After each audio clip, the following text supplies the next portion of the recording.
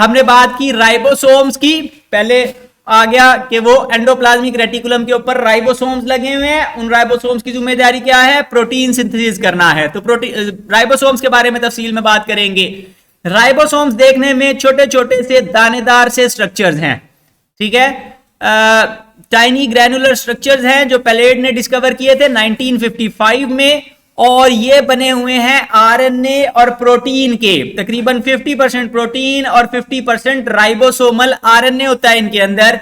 इस वजह से इनको हम कहते हैं ये राइबो न्यूक्लियो प्रोटीन पार्टिकल है। एक दफा फिर कॉन्जुगेटेड मॉलिक्यूल है, दो तरह के मॉलिक्यूल्स के मिलने से बन रहा है। तो इसको हम इसके अंदर जो आरएनए पाया जाता है वो राइबोसोमल आरएनए होता है। और राइबोसोम्स भी सेल में दो हालतों में हो सकते हैं, या तो वो साइटोप्लाज्म में बिखरे हुए होंगे, जैसे ऊपर वाली तस्वीर में आपको नजर आ रहे हैं, वो नीचे येलो कलर का साइटोप्लाज्म दिखाया हुआ है और ब्लू कलर के राइबोसोम्स हैं, या फिर वो रफ एंडोप्लाज्मिक रेटिकुलम के साथ जुड़े हुए होंगे, जैसे हमने पीछे तस्वीरों में देखा है। अब राइबोसोम असल में दो छोटे हिस्सों से मिलकर बने होते हैं, इनको हम कहते हैं टू सब यूनिट्स ऑफ राइबोसोम्स, ठीक है, सब यूनिट यानी कि दो छोटे टुकड़े जिनके जुड़ने से कंप्लीट राइबोसोम बनता है। यहां पर आपको दोनों टुकड़े दिखाए हुए हैं, आप देखने से ही समझ सकते हैं कि एक साइज में थोड़ा बड़ा लग रहा है, राइट साइड वाला थोड़ा सा छोटा है, ठीक है। तो बड़े वाले को लार्ज सब यूनिट कहा जाता है, छोटे वाले को स्मॉल सब यूनिट कहा जाता है। लार्ज सब यूनिट को हम कहते हैं ये 60s सब यूनिट है, और छोटे वाले सब यूनिट को 40s सब यूनिट कहते हैं।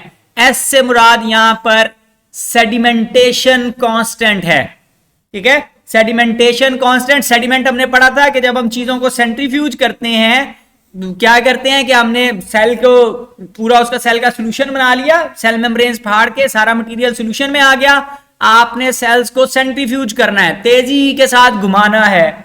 जब आप उन्हें घुमाएंगे तो मटेरियल नीचे बैठना शुरू हो जाएगा, तो जो बड़े टुकड़े होंगे वो ज्यादा तेजी से नीचे आएंगे, जो छोटे टुकड़े होंगे वो ऊपर रहेंगे, ठीक है।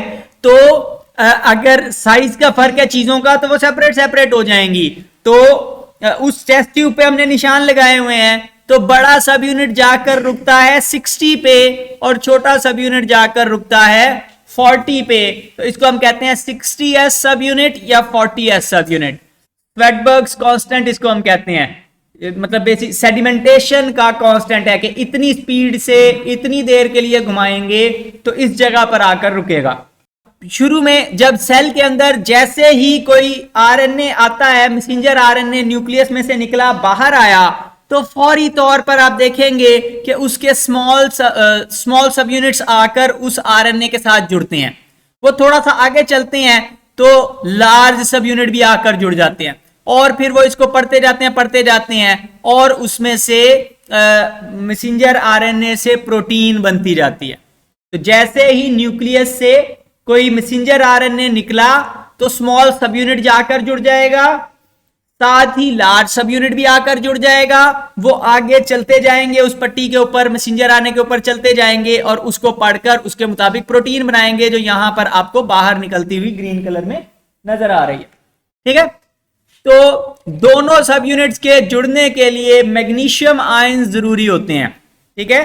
दोनों को आपस में जोड़ने के लिए हेल्प कौन करता है, मैग्नीशियम हेल्प करता है। यहां पर लार्ज और स्मॉल सब यूनिट आपको जुड़े हुए दिखाए हुए हैं, ठीक है। तो ये नीचे स्मॉल सब यूनिट है, ऊपर लार्ज सब यूनिट है। मैसेंजर आरएनए आपको दिखाया हुआ है जो चल रहा है, और उसके अंदर वही तीन कोडॉन्स हैं, वो कोड है, और उस कोड को पढ़ने के लिए टीआरएनए है। टीआरएनए की मैचिंग होती है और उसमें से फिर अमीनो एसिड की चेन बनती जाती है पढ़ के। तो जब दोनों स्मॉल सब यूनिट और लार्ज सब यूनिट आपस में जुड़ते हैं तो जुड़कर 80s राइबोसोम बनाते हैं। अब आप कहेंगे कि जी ये 60 और 40 मिलके 80 कैसे हो गया। अब याद करें तो हमने बात की थी कि जब आप सेंट्रीफ्यूगेशन करते हैं चीजों की, तो उस वक्त चीजें सिर्फ अपने वजन के एतबार से नीचे नहीं आती, बल्कि क्या चीज इंपॉर्टेंट है, शेप इंपॉर्टेंट है, ठीक है। चीज के गिरने के लिए वो कितनी तेजी से नीचे गिरती है, उसकी शेप इंपॉर्टेंट होती है। मिसाल दी थी मैंने कि एक कागज लें, पूरा फ्लैट शीट ऑफ पेपर लें, उसको छोड़ें वो शायद 2-3 सेकंड लगाएगी नीचे तक पहुंचने में, ठीक है। वो हवा उसको रोक रही होगी, उसकी शेप ऐसी है फैली हुई कि वो डायरेक्ट सीधी नीचे नहीं जा सकती, वो हवा उसको रोक रहेगी, वो नीचे गिरेगा। उसके मुकाबले में उसी शीट को आपने बॉल बना दी, क्रैम्पल कर दिया, अब उसको छोड़े, शीट का वजन चेंज नहीं हुआ है, पेपर का वजन चेंज नहीं हुआ, अब उसको छोड़ेंगे वो बिल्कुल सीधा नीचे जाएगा फौरन, ऐसे ही है। तो उस कागज की शेप इंपॉर्टेंट है कि वो कितनी तेजी से गिरता है। तो जब 60s और 40s आपस में मिलते हैं तो वो इस तरह एक दूसरे के साथ एडजस्ट हो जाते हैं कि ओवरऑल शेप थोड़ी सी डिफरेंट होती है, यानी कि जितनी बड़ी वो बननी चाहिए थी उतनी बड़ी नहीं बनती, एक दूसरे के साथ पैक हो जाते हैं और उसकी वजह से वो 80s पे गिरते हैं। तो ये आपने याद रखना है कि 60s और 40s राइबोसोम के सब यूनिट्स मिलकर 80s का कंप्लीट राइबोसोम बनाते हैं।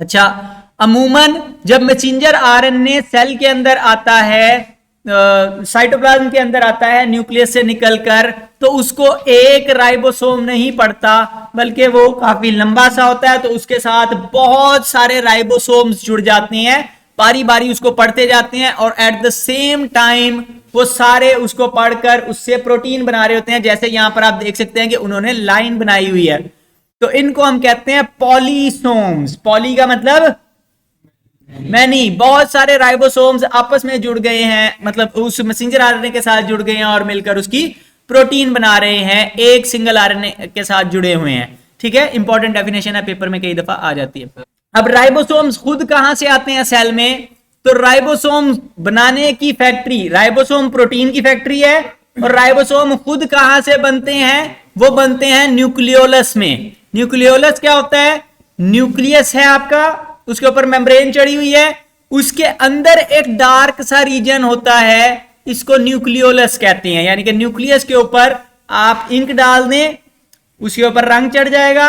उस न्यूक्लियस को भी बड़ी ध्यान से देखेंगे तो उसके अंदर भी आपको एक इलाका नजर आएगा जो बाकी सारे इलाके की निस्बत ज्यादा डार्क होगा, वहां पे धब्बा ज्यादा डार्क कलर का होगा, उसको हम न्यूक्लियोलस कहते हैं। तो न्यूक्लियोलस के अंदर राइबोसोम्स बेसिकली बनते हैं और फिर वहां से साइटोप्लाज्म में चले जाते हैं, वहां पर बैठकर इंतजार करते हैं कि कोई मैसेंजर आरएनए आए। जैसे ही मैसेंजर आरएनए आता है उसको पकड़ लेते हैं, उसको पकड़ के उसे प्रोटीन बनाना शुरू कर देते हैं, ठीक है। तो न्यूक्लियर पोर्स होते हैं, न्यूक्लियस की मेम्ब्रेन में बड़े बड़े से सुराख होते हैं जिनसे फिर ये राइबोसोम्स निकलकर बाहर आते हैं। न्यूक्लियोलस इसका मतलब है राइबोसोम बनाने की फैक्ट्री है, इसके बारे में मजीद तफसील आगे आएगी। तो राइबोसोम्स प्रोटीन बनाने की फैक्ट्री हैं जो मैसेंजर आरएनए को पढ़कर उससे प्रोटीन बनाते हैं।